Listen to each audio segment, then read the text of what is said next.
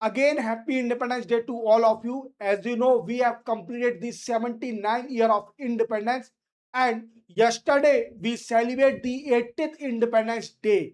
As you know, that our freedom fighter during colonial rule did remarkable work or incredible work or tremendous work, and we should to adopt their working process into daily life. Our freedom fighter most famous, that is Mahatma Gandhi, Subhash Chandra Bose, Bhagat Singh, and many more did incredible work. That is non-violence. Non-violence, a process need to be adopted in daily life. Today we understand the what is the point to be discussed or speech by Modi from the Red Fort yesterday, and I described everything that what is the relevance of this point. चलते lecture start करते हैं. देखो जब मैं आपको फिर से समझाऊंगा कि we celebrate the yesterday 80th independence day in all over India. Clear. अब नाउ यहां क्वेश्चन बनता है कि मोदी साहब ने कौन कौन से पॉइंट दिए हैं, तो वो मैं आपको सिंपल वे में समझाऊंगा. चलते हैं लेक्चर स्टार्ट करते हैं. देखो सबसे पहले आप जानते हो कि मोदी साहब ने एड्रेस करा इंडिया को from red fort on 80th of independence day, और कई सारे नए डिसीजन अनाउंस भी किए हैं. और मोदी साहब is a first PM who address country consecutively 13 time. 13 bar continuously Modi साहब ने देश को रिप्रेजेंट किया है फ्रॉम रेड फोर्ट. अब क्वेश्चन बनता है कि सर कौन कौन से डिसीजन लिए गए हैं, कौन कौन से पॉइंट दिए हैं मोदी साहब ने, जो कि हमें जानना चाहिए इस स्पीच के अंदर. देखो आपको मैं एक एक से बताऊंगा. सबसे पहले आप समझिए अभी रिसेंटली हमारी कंट्री में क्या हुआ था. रिसेंटली हमारी कंट्री में नीट का पेपर लीक हुआ था. नीट का पेपर लीक हुआ था, और इसी लीक के कारण अपोजिशन पार्टी और कॉकरोच जनता पार्टी ने प्रोटेस्ट किया था जंतर मंतर पे. क्लियर. और इवन कुछ यूथ पॉपुलेशन ने, जो कि डिग्निटी वाली पोस्ट है, जो कि सबसे बड़ी पोस्ट है हमारी कंट्री की, मोदी साहब जो कि पीएम पोस्ट है, जो कि होल्ड करे मोदी साहब को भी एब्यूजिव और वल्गर वर्ड भी बोले थे मीडिया में. क्लियर. और इसी का प्रोटेस्ट हुआ. इवन धर्मेंद्र प्रधान जो कि यूनियन एजुकेशन मिनिस्टर थे, इनसे रिजाइन भी मांगने की डिमांड हो रही थी, और इन्होंने रिजाइन भी कर दिया एजुकेशन मिनिस्ट्री से. अब याद रखना जो मैं आपको स्पीच बताऊंगा, ये पूरी स्पीच रिवॉल्व होगी यूथ के ऊपर, क्योंकि अभी रिसेंटली प्रोटेस्ट हुआ है और यूथ के ऊपर ही पूरी रिवॉल्व करेगी. तो युवा शक्ति, that is called a youth power. देखो क्या है कि जैसे आप जानते हो कि जंतर मंतर प्रोटेस्ट हुआ, धर्मेंद्र प्रधान ने रिजाइन भी करा. इवन कई सारे मोदी साहब ने पॉइंट दिए कि एग्जाम में रिफॉर्म होंगे, उसके लिए कई सारी टास्क फोर्स भी सेटअप करी गई. इवन फास्ट ट्रैक कोर्ट, जैसे कि मैंने आपको प्रीवियस जो लाइव क्लास चलती है मेरी न्यूज़पेपर एनालिसिस की, उसमें बताया था कि फास्ट ट्रैक कोर्ट भी सेटअप होने जा रहा है, जो कि एग्जाम के जितने भी मिसकंडक्ट होते हैं उनके केसेस को जल्दी टाइम पर रिजॉल्व किया जाएगा. क्लियर. तो एग्जाम रिफॉर्म. बट मोदी साहब ने बोला कि देखो गवर्नमेंट कमिटेड है, कि जो यूथ के ड्रीम है वो फुलफिल करने के लिए कमिटेड है. क्या बोला गवर्नमेंट ने? सबसे पहला पॉइंट मोदी साहब ने दिया कि गवर्नमेंट कमिटेड है जो भी यूथ के ड्रीम है उनको फुलफिल करने के लिए. अब क्या क्या ड्रीम है? जैसे आप जानते हो कि अगर कंट्री में डेवलपमेंट होता है, अगर कंट्री में डेवलपमेंट होता है तो इसका बेनिफिट किसको मिलता है? कंट्री के अंदर अगर डेवलपमेंट होता है तो डेफिनेटली इसका बेनिफिट हमारी कंट्री की पॉपुलेशन को मिलता है. तो जो भी कंट्री में डेवलपमेंट होगा, क्लियर, तो वो यूथ पॉपुलेशन को भी मिलेगा. क्या? यूथ पॉपुलेशन को भी मिलेगा. और यूथ से मोदी साहब ने बोला कि आगे बढ़ो और चेंजेस की एजेंट बनो, क्योंकि हमारी कंट्री कई बार बोल रही है कि रिफॉर्म की जरूरत है. रिफॉर्म इन एवरी स्ट्रीम और एवरी फील्ड. तो रिफॉर्म के एजेंट भी बनो, चेंजेस करो कंट्री के अंदर, क्योंकि टेक्नोलॉजी चेंज होती है तो उसके साथ कंट्री को भी चेंज होना पड़ता है. समझे मेरी बात को? देन सेकंड पॉइंट है कि free online coaching, artificial intelligence and Olympic 2036. देखो आप एक बात समझ लीजिए कि इंडिया अभी बड़ा बिडिंग कर रही है कि हमको ओलंपिक 2036 होस्ट करने का मौका मिलना चाहिए। क्या मिलना चाहिए? ओलंपिक 2036 को होस्ट करने का मौका मिलना चाहिए। और यही देखते हुए मोदी साहब ने बोला कि कंपटीशन एग्जाम के लिए फ्री ऑनलाइन कोचिंग भी स्टार्ट करी जाएगी कंट्री के अंदर, जिससे यूथ पॉपुलेशन कंपटीशन एग्जाम के पेपर क्वालिफाई कर सके और ट्रांसपेरेंसी और अकाउंटेबिलिटी भी एनहांस हो सके। क्लियर? देन आफ्टर दूसरी बात बोली गई कि ट्रेनिंग दी जाएगी 1 करोड़ यूथ को इन आर्टिफिशियल इंटेलिजेंस स्किल में। इसमें एआई स्किल डेवलप करने के लिए कंट्री 1 करोड़ यूथ को वी कैन से ट्रेनिंग भी देगी और इसी के साथ कई सारे कंसल्टेटेड एक्शन प्लान भी प्रपोज करेगी, जिससे यूथ पॉपुलेशन का स्पोर्ट टैलेंट एनहांस हो सके और वो ओलंपिक 2036 में कई सारे कंट्री के लिए मेडल ला सके। 2036 that India is bidding to host the Olympic 2036। तो याद रखोगे मैंने क्या पॉइंट बताया कि ये पूरी स्पीच रिवॉल्व का करेगी, यूथ पॉपुलेशन पर रिवॉल्व करेगी, क्योंकि रिसेंटली अभी प्रोटेस्ट हुआ था cockroach Janata party and opposition party की धर्मेंद्र प्रधान का रिजाइन होना चाहिए और इसी के साथ एग्जाम में कई सारे रिफॉर्म होना चाहिए। जो पेपर लीक हो रहे हैं इसमें ट्रांसपेरेंसी एनहांस होना चाहिए, अकाउंटेबिलिटी, गवर्नमेंट रिस्पॉन्सिबल ले इसकी रिस्पॉन्सिबिलिटी। और यही देखते हुए यूथ को डेवलप करने के लिए, इवन यूथ को आगे बढ़ाने के लिए, एम्प्लॉयमेंट देने के लिए मोदी साहब ने कई सारे पॉइंट इसमें बोले हैं। चलते आगे। देन आफ्टर नेक्स्ट पॉइंट है young, we can say young talent participation in census. देखो क्या है कि जैसे आप जानते हो कि 2027 का सेंसस, 2027 का सेंसस, जैसे आप जानते हो कि 2021 में सेंसस हो रहा था बट कोरोना के कारण नहीं हो पाया था। अब 2027 में सेंसस हो रहा है और एज यू नो मैंने बताया कई बार कि 2027 का सेंसस जो है वो डिजिटल सेंसस है। पहला डिजिटल सेंसस हो रहा है हमारी कंट्री में 2027 में। तो मोदी साहब ने यूथ पॉपुलेशन से बोला कि आप सेंसस में भी पार्टिसिपेट करो और जो हाउस होल्ड है उसे डिजिटलाइज करने के लिए डेटा, हाउस होल्ड का डेटा वो डिजिटलाइज हो सके, इवन सेंसस में भी आपको पार्टिसिपेट करना चाहिए यूथ को भी। Then after urban Naxal and आंदोलन जीवीस। देखो जैसे आप जानते हो कि नक्सलिज्म हमारी कंट्री में एक समय में नक्सलिज्म बहुत था, इवन नक्सलिज्म फ्री कंट्री बना है और इवन नक्सलिज्म भी खत्म हो चुका है हमारी कंट्री से। बट क्या है कि यूथ पॉपुलेशन को अपील करी गई, देखो जो आइडियोलॉजी आप एडॉप्ट कर रहे हो ये अर्बन नक्सलिज्म आइडियोलॉजी एडॉप्ट मत करो, क्या आंदोलन जीवीस की आइडियोलॉजी को एडॉप्ट मत करो, क्योंकि जो मोस्ट है वो कई सारे 3000 सिक्योरिटी पर्सन को मार चुके हैं, इवन डेवलपमेंट को भी स्टॉल करते हैं, रोकते हैं। क्या बोला मोदी साहब ने? मोदी साहब ने दूसरा पॉइंट दिया कि जो अर्बन नक्सलिज्म आइडियोलॉजी है, इवन आंदोलन जीवी का आइडियोलॉजी है, इससे बचें। इवन जैसे आप जानते हो कि नक्सलिज्म हमारी कंट्री में नियरली 3000 पर्सनल को मार चुके हैं, इवन डेवलपमेंट भी रोकते हैं। और यूथ पॉपुलेशन को हमेशा कंट्री का असेट बनना है, लायबिलिटी नहीं बनना है, अनडेवलपमेंट नहीं करना है कंट्री में, बट डेवलपमेंट करना है। समझे मेरी बात को?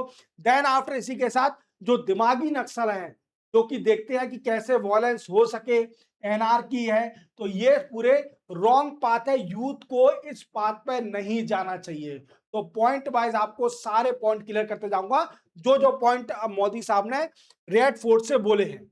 सेल्फ रिलायंस एंड शक्ति की सप्तधारा। देखो क्या है कि जैसे आप जानते हो कि हमारी कंट्री कई बार चिल्लाती है, बोलती है कि भैया हमें आत्मनिर्भर बनना है। क्या बनना है? आत्मनिर्भर बनना है। क्योंकि आप जानते हो कि अभी कंट्री और वर्ल्ड में क्या चल रहा है, ग्लोबल क्राइसिस चल रहा है, कभी वेस्ट एशिया, कभी रशिया, और इवन ट्रेड भी डिसरप्शन हो रहा है, सप्लाई चेन प्रॉपर नहीं हो पा रही है और टैरिफ का इशू आप जानते हो from the side of America. Clear? तो हमारी कंट्री बड़ा प्रयास कर रही है कि सेल्फ रिलायंस और आत्मनिर्भर बने हर फील्ड में, in every stream, whether it is defence और ट्रेड, हर चीज में सेल्फ रिलायंस बनना है। तो मोदी साहब ने यही बोला कि देखो India dream to be self reliance. India का ड्रीम क्या है कि खुद को आत्मनिर्भर बनाना है, इसके लिए वो शक्ति की सप्तधारा को एडॉप्ट करेगी। अब सप्तधारा क्या है, 7 स्ट्रीम क्या है, वो मैं आपको आगे बताऊंगा कौन कौन से 7 स्ट्रीम है जो कि इंडिया ज्यादा फोकस करना चाहती है। क्लियर। देन आफ्टर इसी के बाद मोदी साहब ने बोला कि India build skill domestic capacity को भी एनहांस करेगी। इंडिया अपनी डोमेस्टिक कैपेसिटी को भी एनहांस करेगी, जिससे वो इंपोर्टिंग कंट्री से एक्सपोर्टिंग कंट्री बन सके। अगर डोमेस्टिक प्रोडक्शन अच्छा होगा तो हम एक्सपोर्ट करेंगे कई सारे प्रोडक्ट। क्लियर। इंपोर्ट कम करेंगे, एक्सपोर्ट ज्यादा करेंगे, क्योंकि अभी आप जानते हो कि कंट्री अभी ट्रेड डिफिसिट में ही रहती है हमेशा, क्योंकि इंपोर्ट ज्यादा कर रहे हैं, एक्सपोर्ट कम कर रहे हैं। अगर डोमेस्टिक कैपेसिटी एनहांस हो गई तो डेफिनेटली हम कई सारे प्रोडक्ट को एक्सपोर्ट करेंगे to the different different country, जिससे हमारा एक्सपोर्टिंग कंट्री बनेगी। जैसे चाइना, क्या चाइना को कहा जाता है कि एक्सपोर्ट लीड इकोनॉमी, क्यों कहा जाता है? क्योंकि चाइना का एक्सपोर्ट बहुत है। क्लियर। ऐसे ही क्योंकि वो सेल्फ लाइंड कंट्री है, अगर आत्मनिर्भर है, ऐसे अगर इंडिया आत्मनिर्भर बन जाएगी तो इंडिया का भी एक्सपोर्ट एनहांस होगा, डोमेस्टिक कैपेसिटी एनहांस हो जाएगी, और इवन जो हमारे प्रोडक्ट हैं, जो कि डोमेस्टिक प्रोडक्ट है, वो ग्लोबल लेवल पर कंपीट कर सकेंगे to the world product. Clear. इनसे कंपीट कर सकेंगे और इवन एक्सपोर्ट हो सकेगा। Then after talent hunt in village cities and school. देखो, टैलेंट ढूंढना है, टैलेंट एनहांस करना है, चाहे वो विलेज हो, गांव हो, सिटीज हो, स्कूल हो। देखो, सबसे पहले क्या बोला मोदी साहब ने कि 5 to 16 एज ग्रुप है, जो भी इस ग्रुप के हैं, उनमें टैलेंट एनहांस करना है, स्पोर्टिंग टैलेंट, जिससे वो ओलंपिक 2036 तक प्रिपेयर हो सके, हमारी कंट्री के लिए कई सारे मेडल ला सके, जो कि इंडिया बिडिंग कर रही है कि ओलंपिक 2036 में जो होस्ट होगा वो इंडिया कराएगी। हालांकि अभी कंफर्म नहीं है, ये कंफर्म हो गया कि हमारा जो कॉमनवेल्थ गेम है 2030 में इंडिया में ही होगा, अहमदाबाद के अंदर। But India is bidding to host the Olympic 2036, but अभी डिसाइडेड नहीं है। Then after broader the definition of employment. देखो, अभी मोदी साहब ने एम्प्लॉयमेंट की डेफिनेशन को एनहांस किया है। क्यों किया भाई?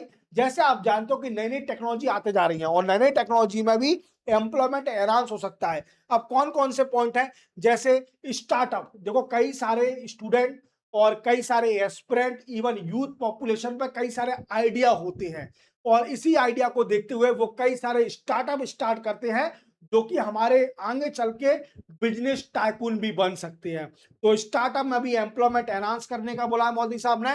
इवन आर्टिफिशियल इंटेलिजेंस, जैसे आप जानते हो न्यू टेक्नोलॉजी है आर्टिफिशियल इंटेलिजेंस, हालांकि अभी इतनी एडवांस नहीं है, but working process on going. इसको और एडवांस बनाने के लिए एआई में भी हमें एम्प्लॉयमेंट एनहांस हो सकता है। एविएशन सेक्टर, क्लियर, जानते हो, जैसे आप एरोप्लेन, प्लेन, क्लियर, फ्लाइट, इनमें भी एम्प्लॉयमेंट एनहांस हो। even drone, sports, electric vehicle and bioenergy among other thing as emerging employment avenue। ये आने वाले समय के सबसे ज्यादा एम्प्लॉयमेंट देंगे। क्लियर। ये सबसे ज्यादा आने वाली इमर्जिंग टेक्नोलॉजी है जो कि एम्प्लॉयमेंट देगी। तो एम्प्लॉयमेंट की डेफिनेशन भी ब्रॉड हो जाएगी, तो ये भी ध्यान रखना। Then after youth have a very important role to play in the journey toward Viksit Bharat. क्या बोला मैंने? कि यूथ का बहुत बड़ा रोल है। जैसे आप जानते हो कि India is trying to become a develop country by 2047। जब हमारी कंट्री 100 साल पूरे कर देगी इंडिपेंडेंस फ्रॉम कॉलोनियल रूल, तो इंडिया का टारगेट है कि 2047 तक, वी कैन से 2047 तक कंट्री को डेवलप कंट्री बनाना। और यूथ का बड़ा ही मेजर रोल होगा कंट्री को डेवलप कंट्री बनाने में, विकसित भारत बनाने में। तो ये दूसरा पॉइंट बोला था। Then after greatest beneficiary of Viksit Bharat will also be youth of the country. अगर यूथ का मेजर रोल होगा विकसित भारत बनने में, तो यूथ ही सबसे ज्यादा बेनिफिशियरी होगा, जो कि हमारी कंट्री डेवलप कंट्री बन जाएगी। Then after weaponization of resource, जैसे आप जानते हो कि अभी डोनाल्ड ट्रंप क्या कर रहे हैं? डोनाल्ड ट्रंप टैरिफ टैरिफ खेल रहे हैं, और टैरिफ टैरिफ खेलने के साथ वेस्ट एशिया में क्या हो रहा है? वेस्ट एशिया में स्टेट ऑफ हॉर्मुज बंद पड़ा हुआ है। स्टेट ऑफ हॉर्मुज बंद कर दिया ईरान ने। इससे क्या हुआ कि जो फ्यूल की सप्लाई है वो डिसरप्ट हो गई। तो क्या किया? रिसोर्स को वेपनाइज किया। जैसे आप जानते हो कि चाइना क्या कर रही है? चाइना अभी, जैसे आप जानते हो कि चाइना अपना रेयर अर्थ मेटल पर डोमिनेंस बनाई हुई है। किसमें? रेयर अर्थ मेटल में डोमिनेंस बनाई हुई है। इवन एक्सपोर्ट करने की मना करती है to the different different country. तो कई सारी कंट्री क्या कर रही हैं कि रिसोर्सेज है जो कि सप्लाई चेन प्रॉपर होना चाहिए वर्ल्ड में, उसे वेपनाइज करते जा रहे हैं कि हमारा डोमिनेंस है, हम डिसाइड करेंगे कि एक्सपोर्ट करना है कि नहीं करना। तो यही देखते हुए मोदी साहब ने बोला कि देखो, जैसे आप जानते हो कि अभी राइट नाउ वेस्ट एशिया में क्राइसिस हुआ, रशिया यूक्रेन में वार चल रहा है, क्लियर क्लियर, कई सारे ट्रेड डिसरप्शन हो रहे हैं from the side of USA by imposing tariff on different different country. तो इसी वजह से क्या हो रहा है कि वेपनाइज होते जा रहे हैं। बट हमारी कंट्री देखिए, हमारी कंट्री ऐसी सिचुएशन में भी खड़ी रही, क्या खड़ी रही, प्रॉपर तरीके से इकोनॉमी भी एनहांस हुई हमारी कंट्री की, और हमने इसको रिजॉल्व भी कर लिया। जैसे समय लिखा हुआ है कि India could withstand global challenge, India ने कई सारे ग्लोबल चैलेंज पे भी खड़ी रही, और कई सारी कंट्रियां क्या कर रही हैं, रिसोर्स को वेपनाइज कर रही हैं, क्योंकि वो, और हमारी कंट्री बोलती है ऐसा हुआ क्यों, क्योंकि इंडिया ट्राई कर रही है कि भैया जल्दी जल्दी हम आत्मनिर्भर बन जाए, सेल्फ रिलायंस बन जाए, फिर वर्ल्ड में कुछ भी हो हमें कोई मतलब नहीं है। चाइना में आपको पता है, चाइना क्या करती है भाई, फूल इंपोर्ट करती है कई सारा, क्लियर, रशिया से भी इंपोर्ट करती है, ईरान से भी इंपोर्ट करती है, बट चाइना को इतना फर्क नहीं पड़ा, चाइना को फर्क नहीं पड़ा। हालांकि इंडिया को भी इतना वीकेंड से इफेक्ट नहीं हुआ, चाइना को इसलिए नहीं हुआ क्योंकि चाइना सेल्फ रिलायंट है।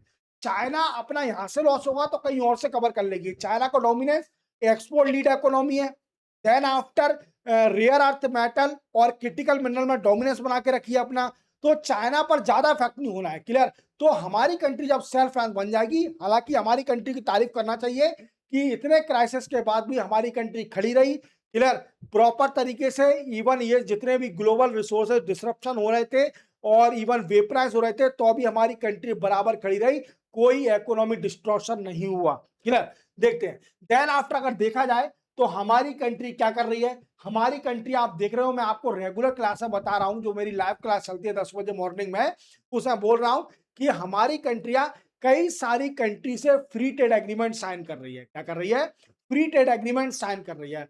अब एफटीए साइन करने से बेनिफिट क्या होगा, बेनिफिट ये होगा कि हम अपने मार्केट और अपने प्रोडक्ट के लिए मार्केट डाइवर्सिफाई कर रहे हैं। क्या कर रहे हैं, अपने प्रोडक्ट के लिए मार्केट डाइवर्सिफाई कर रहे हैं, कई सारे मार्केट ढूंढ रहे हैं कि भाई हमारा प्रोडक्ट भी उन कंट्रियों में एक्सपोर्ट हो सके। समझे मेरी बात को। तो यही देखते हुए क्या हुआ कि मोदी साहब ने बोला कि देखो, हम अभी नियरली 40 कंट्री से नेगोशिएट भी कर रहे हैं, साइन भी कर चुके हैं एफटीए। इससे बेनिफिट क्या होगा कि हमारे जो डोमेस्टिक प्रोडक्ट है वो डिफरेंट डिफरेंट मार्केट में एक्सपोर्ट होंगे। इवन ज्यादा benefit micro small and medium enterprise को मिलेगा, क्योंकि वो भी बहुत बड़ा मेजर रोल प्ले करती है exporting as well as production in the country. Clear. सप्तधारा, अब देखो समझते हैं कौन कौन से 7 स्ट्रीम है। क्या है, 7 स्ट्रीम कौन कौन से हैं, इनको जानते हैं। देखो सबसे पहले क्या है, मैन्युफैक्चरिंग। मैन्युफैक्चरिंग, हमें अपनी कंट्री को मैन्युफैक्चर में सेल्फ रिलायंस बनाना है। Then after agro food production and food processing, मतलब एग्रीकल्चर के जो प्रोडक्ट है उनकी फूड प्रोसेसिंग करना है, इवन प्रोडक्ट बनाना है डिफरेंट डिफरेंट। इस देन आफ्टर टेक्नोलॉजी और इनोवेशन, टेक्नोलॉजी और इनोवेशन में फोकस करना है, कई सारे सेंटर ऑफ एक्सीलेंस हमें सेटअप करना है। Logistic and faster connectivity, logistic और फास्टर कनेक्टिविटी होगी तभी हमारा प्रोडक्ट एक्सपोर्ट हो पाएगा in in in different country as well as inter country. Clear, समझते हैं। Then after defence and security, defence और, क्योंकि डिफेंस प्रोडक्ट हम कई सारे इंपोर्ट करते हैं, अगर हम अपने इंडिजिनस डिफेंस बना लेंगे तो हमारा कई सारा फॉरेन रिजर्व बच जाएगा। Then after blue economy and green economy and soft power. Clear, इन चीजों पर फोकस करना है। Even manufacturing value chain, value chain क्या है कि प्रॉपर वैल्यू चेन होना चाहिए जो भी है मैन्युफैक्चरिंग में, कि जो भी प्रोडक्ट बना है वो दूसरी कंट्री में एक्सपोर्ट हो सके, इवन अप स्ट्रीम और डाउन स्ट्रीम दोनों कनेक्ट हो सके, ये भी है issue. Then after global scale food export, food का एक्सपोर्ट भी करना है। Made in India 6G technology पर फोकस करना है। अभी आप 5G चला रहे हो, आगे चल के 6G आ जाएगा। डिफेंस एक्सपोर्ट को मजबूत करना है, ग्रीन हाइड्रोजन पर भी फोकस करना है, और renewable energy, green use of India culture and creative strength. जैसे आप जानते हो कि इंडिया सेमी कंडक्टर पर बड़ा फोकस कर रही है, किस पर कर रही है, सेमी कंडक्टर पर बड़ा फोकस कर रही है इंडिया और कई सारे मैन्युफैक्चरिंग प्लांट भी सेटअप कर रही है to develop this semiconductor indigenously in India. Clear. तो यही देखते हुए सेमीकंडक्टर जैसे आप जानते हो कि साउथ ईस्ट एशिया से हम इंपोर्ट करते हैं, बट कभी कभी डिसरप्शन हो जाता है तो हमारे जो और प्रोडक्ट है वो बन नहीं पाते हैं सेमीकंडक्टर के कारण। तो इंडिया क्या कर रही है, अभी देखा जाए तो इंडिया ने अभी तक कई सारे प्लांट, 3 सेमीकंडक्टर प्लांट सेटअप कर लिए हैं और आगे चल के 5 to 8 ज्यादा और ज्यादा प्लांट आने वाले हैं जो कि सेमीकंडक्टर में हमारी कंट्री को इंडिजीनियस बनाएंगे। रिफॉर्म एक्सप्रेस, देखो रिफॉर्म की जरूरत है। जैसे आप जानते हो कि मैंने आपको बताया कि youth is a agent of change. क्या बोला मैंने? Youth is a agent of change. Clear. अब चेंज, रिफॉर्म और चेंज में कोई फर्क नहीं है, रिफॉर्म करने की जरूरत है क्योंकि समय के हिसाब से हमें चेंज भी होना पड़ेगा। अगर आप 10 साल पुराना ही नेचर लेके चल रहे हो और सोचो कि मैं 2016 का नेचर जो है, जितनी इंटेलिजेंसी है मेरी 2016 की, और उसी इंटेलिजेंसी को मैं 2026 में भी अप्लाई करके कुछ कर सकता हूं, तो भूल जाओ। क्या? भूल जाओ, कुछ नहीं कर सकते आप। क्लियर। आपको समय के हिसाब से चेंज होना पड़ेगा, आपको अपने आप को चेंज करना पड़ेगा। जैसे जैसे समय निकलते जाएगा वैसे वैसे आपको अपनी नॉलेज को ब्रॉड लेवल करना पड़ेगा। क्लियर। जिससे आप कुछ प्रोडक्टिव काम कर सको। अगर आप सोचते हो कि मैं 10 साल पुराने नेचर से ही आज के टाइम में कंपीट कर लूं, तो it is not possible. Clear. तो रिफॉर्म की जरूरत है। तो we are going to move toward next level reform. Next level reform जल्दी आने वाले हैं। इसके साथ government, society, industries, producer, farmer, everyone will have to reform their traditional system. हर किसी को अपने ट्रेडिशनल सिस्टम को रिफॉर्म करने की जरूरत है। मैंने बोला ना कि अगर आप 2016 का जो भी आपका सिस्टम है, जो भी आपकी नॉलेज है, जो भी आपकी टेक्नोलॉजी है, अगर उसको यूटिलाइज और यूज करते हो 2026 में, that is wastage of time. Clear. तो आपको चेंज होना पड़ेगा। रिफॉर्म देयर थिंकिंग, सोचने की क्षमता, और उनके गोल में भी चेंजेस चाहिए। देन आफ्टर फास्टर रिफॉर्म, देखो फास्टर रिफॉर्म किसमें? World is one of AI, artificial intelligence, quantum, space, robotic, data centre, इसमें भी चेंजेस चाहिए और हमें कई सारे नए एरिया को भी ओपन करना पड़ेगा। जैसा आप जानते हो कि अभी इमर्जिंग टेक्नोलॉजी को भी इंडिया रिस्पॉन्स दे रही है। जो भी चैलेंजेस आ रहे हैं, ग्लोबल इनोवेशन हब पर भी फोकस कर रही है India. It also put energy security, semiconductor manufacturing, advance technology at the centre of India next phase of growth. Clear. तो हमारी कंट्री को रिफॉर्म की जरूरत है अगर विकसित भारत बनना है 2047 तक। क्लियर। और youth is the agent of change and youth is play a major role in the reform of country. thereafter Nari शक्ति वंदन अधिनियम, देखो जैसे आप जानते हो कि 2023 में इस बिल को वी कैन से ये स्टक डाउन हो गया था, इवन क्या पास नहीं हो पाया था। मोदी साहब का कहना है, बोला है उन्होंने स्पीच में कि देखो अपोजिशन पार्टी से मैं अर्ज करता हूं, अर्जी लगाता हूं कि वो इस बिल को पास होने में सपोर्ट करें जिससे 33% रिजर्वेशन मिल सके वुमेन को इन लोकसभा और स्टेट असेंबली में। क्लियर। तो ये भी अपील करी है मोदी साहब ने रेड फोर्ट से टू द अपोजिशन पार्टी और other party which is not collision और अलायंस विद एनडीए। समझे मेरी बात को? चलते हैं। तो इसी के साथ आपका ये लेक्चर, पूरी स्पीच मैंने समझा दी मोदी साहब ने क्या क्या बोला। और रिमेनिंग एडिटोरियल देखने के लिए आपको सिंपल मेरा चैनल खोलना है, प्ले लिस्ट में जाना है। प्ले लिस्ट में जाओगे तो आपको एक एडिटोरियल का फोल्डर दिखेगा। क्लियर। वहां आपको 65 नियरली 65 एडिटोरियल मिल जाएंगे जिससे आपकी नॉलेज एक्सपांड हो जाएगी। तो again happy independence day to all of you. आपको अडॉप्ट करना है जो हमारे फ्रीडम फाइटर की प्रोसेस थी, आइडियोलॉजी थी, हमें उसे डेली लाइफ में अडॉप्ट करना है। क्लियर। तभी हम आगे बढ़ सकते हैं। क्लियर। मिलते हैं हम नेक्स्ट एड्रोल में और 10 बजे जो लाइव क्लास आती है तब मिलता हूं। तब तक के लिए जय हिंद।